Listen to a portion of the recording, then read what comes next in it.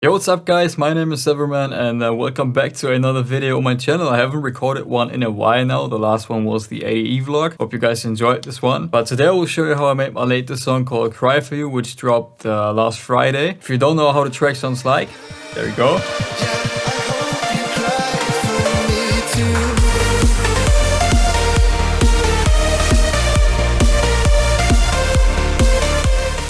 So let's get right into the FL Studio project file. Right, so that's what it looks like. I would say it's a fairly simple track actually. So we got the leads at the top here, chords. Just let me give you like a quick overview. More chords, and got some, more chords, bass line. And then down here we basically have the drums, some ambient sounds, effect sounds, the vocals. These are all the vocal files. I will show you this.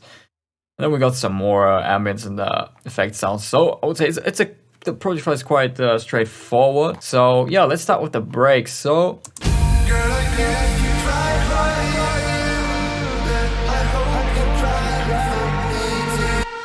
yeah, I'm starting the song with this little 4-bar intro section. And here I wanted to give the listener sort of, an introduction to what's coming already in the chorus later on in the song. And then here we have this impact kind of sweep to really make the transition smooth into the song. Then we got these two downlifters here. And another impact here actually. And another riser. Then this ambient sample, which plays throughout the entire break actually. It just sounds like that.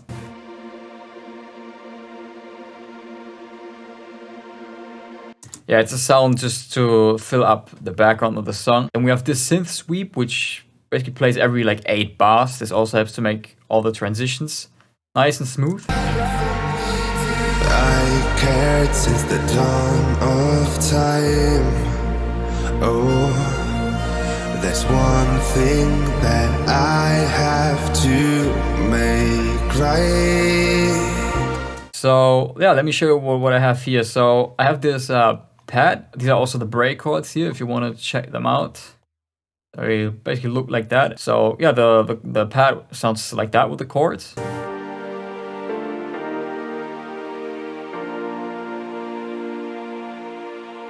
So there are actually a couple of sounds in this pattern here, so I did some layering. This is the actual pad, which is from Flex. Then I layered some strings from Nexus, and then also this guitar from Nexus. And then during this long 2-bar chord here, I wanted to fill up the section with like some type of response synth.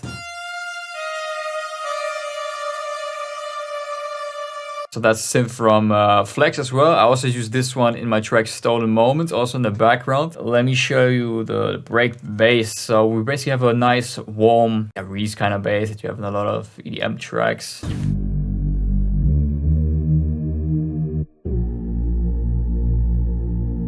Yeah, the main layer here is this one. And then I layered this Tarbox type of bass as well to just add a bit more character here to the bass, to make it a bit more special.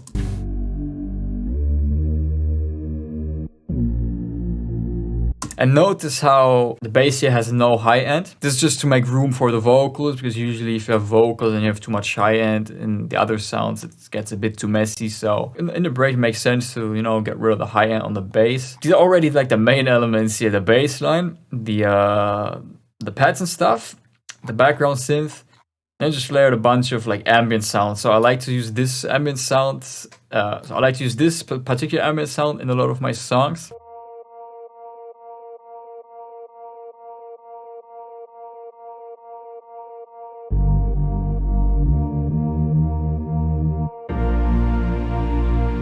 It's pretty quiet, just in the background. You don't want to have these ambient sounds too up front, because then they muddy up also the mix. So yeah, we have basically this, the dry lead vocal.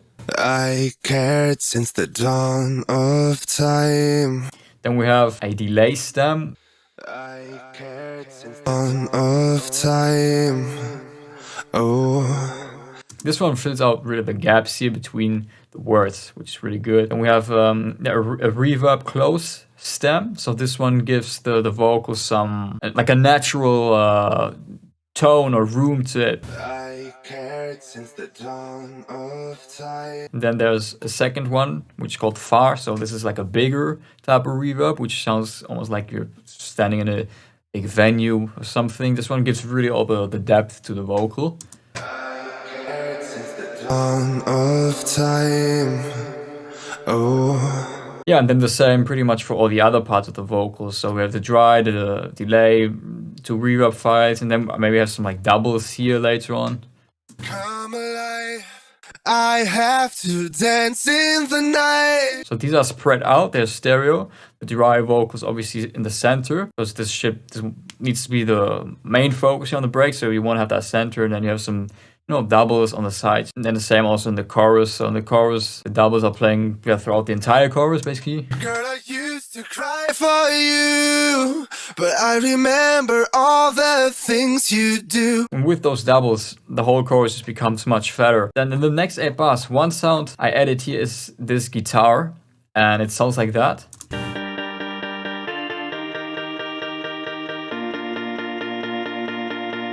So for this guitar, I also used flex. I panned the bass, the channel, where I processed them actually 60% to the right side, in order to also here create more room for the vocals and the other elements. Follow the line. Yeah, we also have this tube sound. Follow the line. Girl, I used to cry for you, but I remember all the things you do. Every time the sky is blue. Yeah, I hope you cried for me too. So yeah, this chorus, what makes it special or whatever, is actually the piano that we have here, and also the chords once again. So first of all, the chords here in the chorus are different to the verse chords actually. So this also creates separation between the different parts of the song. And yeah, how I made the piano here, I basically have 3 pianos. So this first one is from 2 pianos. Sounds like that.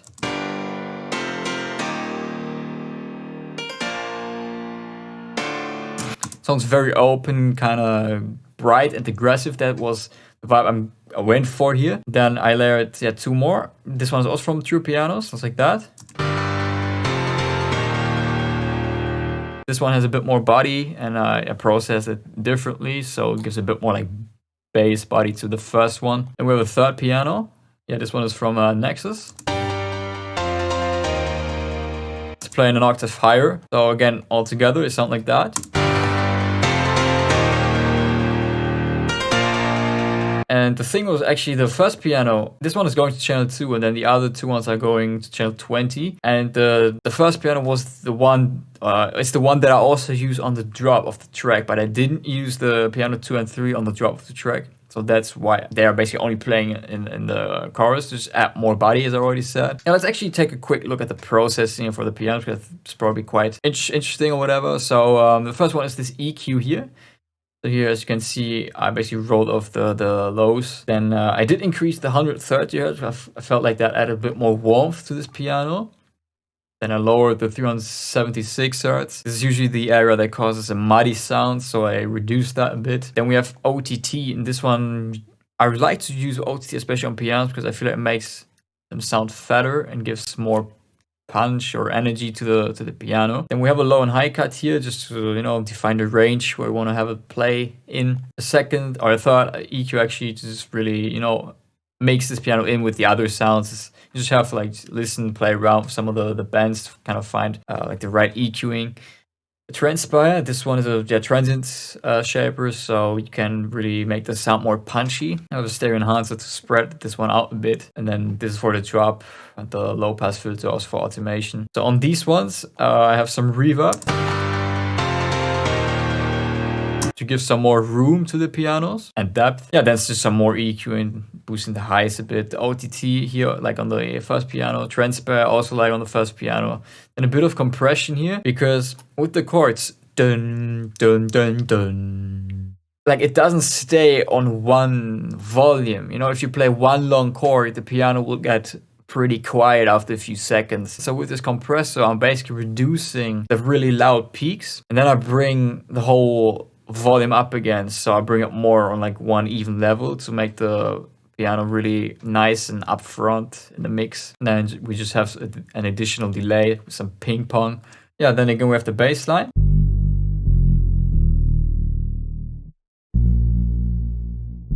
And what I did here, I cloned the Nexus bass that I already showed you, and I reduced the sustain all the way and increased the decay. And this one makes it kind of combines better with the pianos, because as I said, the pianos, they don't stay on like one volume. If you have a synth with sustain all the way up, the synth will always keep the same volume no matter how long the note is. Then I layered an additional sub bass here, which is basically just this wave here in the 3S oscillator.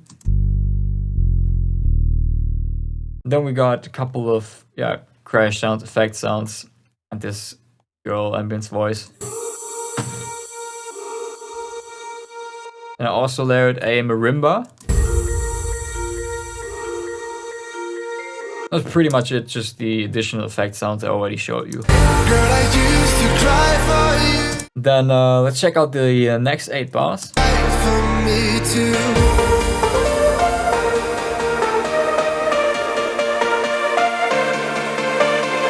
It's just so far. So as you can tell here, the vocals stop. Instead, I'm introducing the leads and also the drop piano.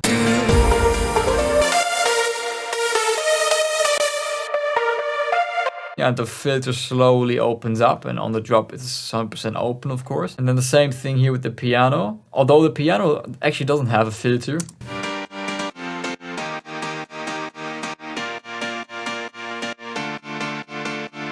Yeah, during the next 4 bars, I have a kick, which is the drop kick. I just made it a bit shorter. And I also added some pitch automation here and the volume automation to fade it out right before the drop. And yeah, we have a couple of uplifters here. Yeah, also the build up is super simple. It's literally just the kick that adds this rhythm and all the tension here, so check it out. Every time the sky is blue, yeah, I hope you cry for me too. And also what makes this build up special is that I'm actually pitching it down in the last bar again. And I also use triplets here just to, change things up and to keep things interesting. Yeah, I hope you cry for me too.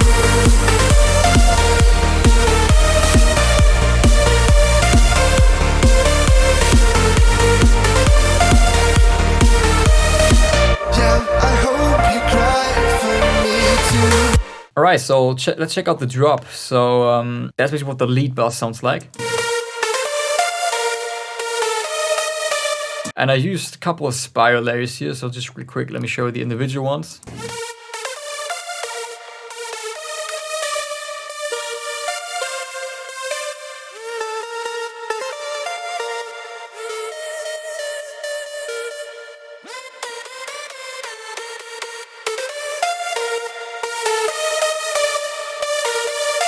Let me also show you the processing, because that's quite important as well. So again, this is just very detailed EQ, and it really depends on how your leads sound, like right out of the box or right out of the synth. I just felt like this was too much, and I added a bit of high end to make them a bit brighter. Also here, just reduce this area, I thought it was too much. We have a low and high cut, so just basic stuff. The leads, make sure you don't have any like bass or whatever, so I low cut them at 200 hertz. Then I have a high cut at 16k hertz. I also made them a bit wider. Also here it depends on how wide your leads come out of your synth. You can't always say, oh, make your leads wider on the bus. It really depends on how they sound already without any processing. I just felt like here that could be a bit wider. And then what I usually also have on my lead bus is this Transpire plugin, so I already used it on the piano, so just to add more attack here, make that transient sharp. And I really wanted to have these leads nice, punchy, really up front without being too loud. And then we just have some reverb here in combination with the P controller. I like show this in every video. Then the filter for automation for the build up. Also for the drop, when I have the vocals in, I will show you that I decrease the filter, the sidechain here. Then we have the chords. So here we have a Spire synth and the piano that I just showed you on the break. Also, I would recommend having the chords, especially the drop chord, but also break chord, doesn't really matter. Have them wide, so that in the break, again, you have space for the vocals, and on the drop, you have space for whatever, your bass and your leads. Yeah, then we have the the kick and the other drums. Let me show you the drums real quick. Yeah, we have the snare. I really liked how the snare added some additional energy to the drop. And I also added this.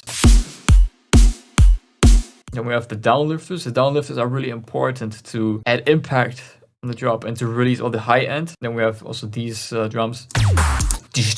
And here we have the ride.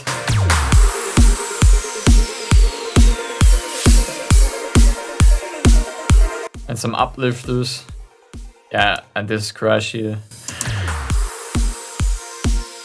Ambient sound I already showed you here. And that's pretty much it with the drop. And just as I said, we have the vocals here, middle of the drop and at the end of the drop, where I decrease the filter of the leads to make the vocal pop more. Yeah, I hope you cry for me too. Yeah, I hope you cry for me too. So that was the drop. Now the second break. Oh, these are the places I could start.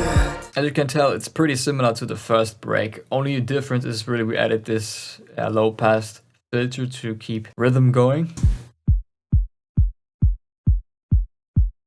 Then there's just, I think, 2 sounds that I added besides the kick and the drums. So first one is this super saw pad.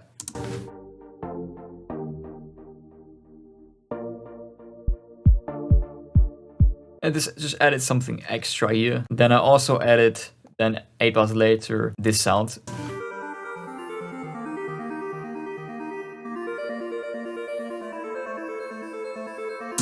It's kind of a weird sound, but it really adds something to the background here. So yeah, let's check this out again.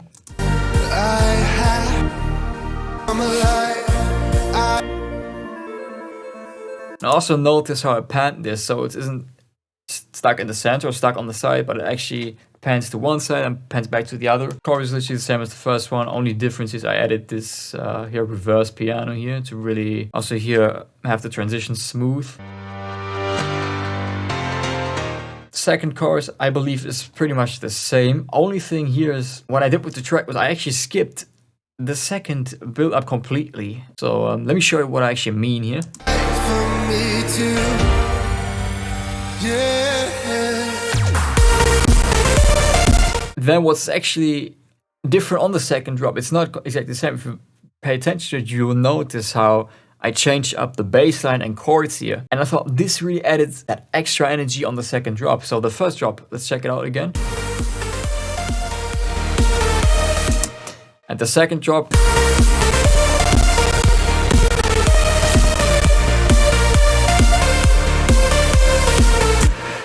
Yeah, again, I just thought this just added so much extra energy because it kind of comes out of nowhere, but it still works, in my opinion. Then we're ending the song basically on this, it's not a bridge, it's basically just like the chorus actually again. Girl,